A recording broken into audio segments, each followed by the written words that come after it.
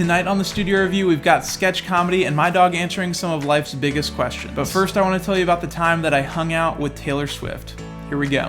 This is the Studio Review. So the year was 2009 and Taylor was just starting her Fearless tour after releasing her second studio album. That was actually her first time headlining a national tour. When I met her, it was 9 days before she won her VMA and was interrupted by Kanye on stage. And in the summer of 2009, I was going into my sophomore year of high school. And this may be hard for you to believe, but I legitimately was, and still am, a fan of her music. Like, not ironically, not because everyone was in love with her, like I legitimately knew all the words to all of her songs. So my sister Kate and I really wanted to go see Taylor in concert, and at the time neither of us could drive on our own, and there was some sort of conflict with the tour stop that was closest to us. So somehow we managed to talk my mom into driving us to Greenville, South Carolina to see Taylor in concert. Because this was such a defining memory for both me and Kate, I wanted to call her up and ask her what she remembers about that night. The funniest thing was that we went down to Greenville, South Carolina, but it was like, yes, this is the concert that makes sense for us to go to, so it was already like a big deal just to get down there. Again, this was her first tour, so prices were still pretty reasonable. We had floor seats, which, like, thinking about stadium shows now is like kind of crazy. And we had seen that people would get like dressed up for Taylor's concerts, so we were like, we should at least make t-shirts. So we made these cheap iron-on white t-shirts. Kate's was a quote from a video that Taylor had done with T-Pain, and mine said Mr. Taylor Swift, and I had like photoshopped a picture of me and Taylor in a tux and a wedding dress. Looking back, I do not think that I would have done the same thing again, but I promise my intentions like weren't creepy. I was actually inspired by a quote from The Office. Mr. Andrew Bernard.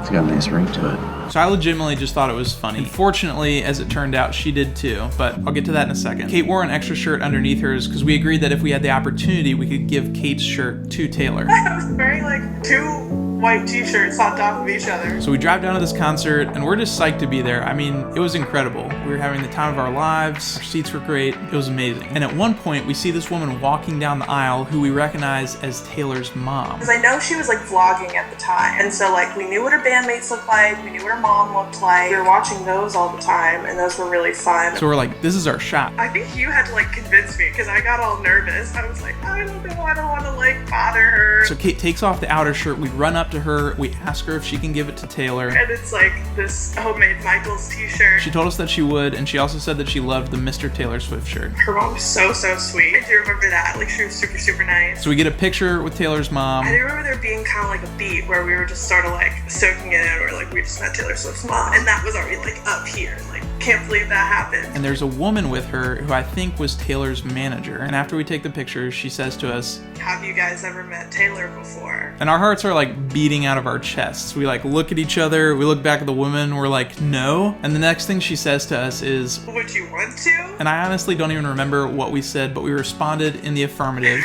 Like, yeah. So she gave us these wristbands and she was like, hey, meet me in section 111 after the show and we'll take you backstage. To zoom out a little bit, we learned later that this is something that they did at every tour stop. It was called the Tea Party. Taylor's mom and manager distribute like 15 to 20 of these wristbands at every show for deserving fans to come backstage and hang out with Taylor after the show. If I had been by myself, I honestly don't think this would have happened. I think because I was with my 11-year-old sister, they probably looked at her and were like, oh my gosh, she should totally meet Taylor, and I guess we can bring this other guy along as well. And it like felt like a pretty small group, and then they just like walked us through the venue and down a couple levels and into the tea party room. We're hanging out there for a little bit waiting for Taylor. It was like all billowy and curtainy, and they had the pole in the center like plastered with all her like band and friend pictures. There was like a TV that wasn't on, and like food that I don't really think we ate. Like, I love food, but I remember not wanting to eat the pizza that was there just because of how nervous I was. I also remember asking Kate to check if I had any bats in the cave before we met Taylor. And then after like 10 minutes, Taylor comes into the room. She's wearing street clothes. Her hair is still wet because for the last song of the encore, she sings Should Have Said No under a rain machine. And then she just goes around individually to each group in the room and spends a few minutes with everybody. So Kate and I essentially got Taylor Swift to ourselves for a full 5 minutes. And she was super down to earth. We told her about the shirt and that we'd like given it to her mom and stuff and like described what it said. Beyond that, like I don't remember what we talked about. I remember we were talking about how school was starting up and how crazy it would be to get to tell people about this. And then I remember specifically she like pointed at my shirt and was like, oh, like when did I wear that dress? And I had to feel like, oh, You didn't. I like photoshopped your face onto this picture of a bride. But I feel like she wasn't like weirded out. No, I don't remember her being awkward at all. She hugged each of us. She smelled really good. That stands out. She signed Kate's CD, and then she signed my shirt. If you look, you can see she wrote, "I love Sam," which to me is ironic because at the time I was 15, and like less than an hour earlier, she was singing about how when you're 15 and someone tells you they love you. And then we also took pictures together, so I'm super shiny, got the braces, it's phenomenal. I'm so small. And after that, she moved on to the next group, and we signed a guest book, and then we went to go meet up with our mom. A little later down the road, I was at another Taylor Swift concert with Kate, and we were in a remarkably similar situation, where we were asked by a tour manager if we had ever met Taylor before, and I knew that the follow-up question was going to be, would you like to? So I had this super intense internal debate about whether I should lie and say no so that I could go hang out with her again, but my conscience won over, and I said yes and told the truth, and the tour manager was just like, oh, okay, and walked the other way. At some point, Taylor got way too famous for that, so I think they still did traditional meet and greets, but the tea party was phased out somewhere around the Speak Now or Red era. So that's the story of how I hung out with Taylor Swift. Next up, we're asking my dog to weigh in on some issues that have plagued humanity for decades. This is Heads or Tails.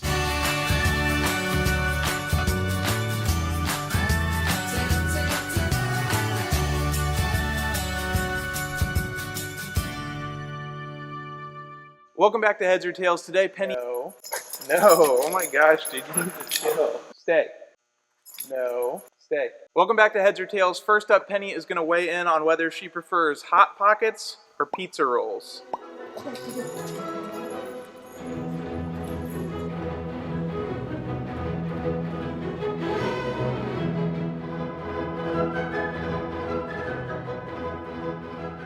And the answer is Hot Pockets. Next, we're going to find out, is organic food like meat and produce at the grocery store actually worth it?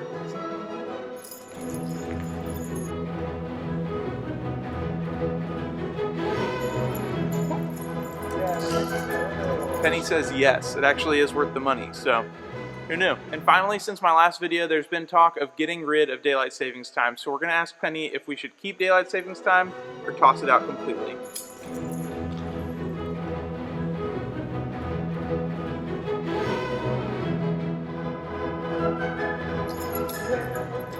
Oh my goodness, you guys. Okay. Penny says that we should keep it. She is a really early riser. In her defense, she's asleep by like 8 p.m. anyway. All right, that's it for Heads or Tails. Thanks to Sam and Allie for submitting questions for this week's edition. Let's head back to the desk.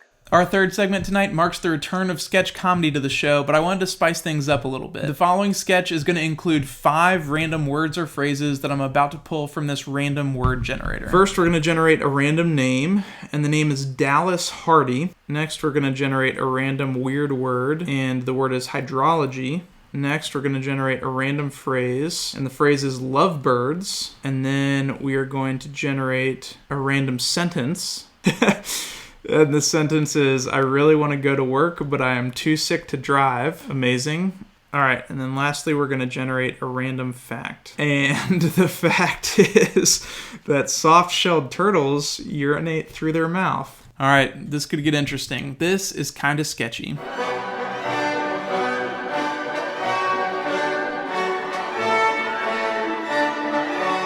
Hey, Mr. Hardy, come on in.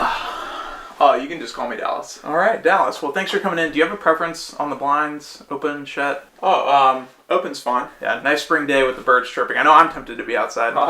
Yeah. I freaking love birds. Okay, well, it says here that you studied hydrology in college. Tell me more about that. Yeah, like the study of water and stuff. Fascinating. Kind of sounds like Hydra, though, right? Like from Marvel. Like, wow, that Tesseract. Pardon me? I'm just kidding. I'm not a supervillain. Okay, how do you think the background in hydrology could translate into this role? How will what? Just with this, you know, being a grief counseling center. Sorry, hold on. Oh, okay. Hey. Yeah. I really want to go to work, but I am too sick to drive. Yeah, they said it could be hypochondria, so they're still waiting on some tests and stuff. Alright, peace. Who is that? Oh, that was nothing. Are you sure? Because if you're not feeling well, we can totally reschedule. Oh, no, sorry. I'm not sick. That was just my current boss. I'm playing hooky. Okay. Well, we like to throw some curveball questions to our candidates to kind of keep them on their toes. So, what type of animal would you say best embodies your strengths?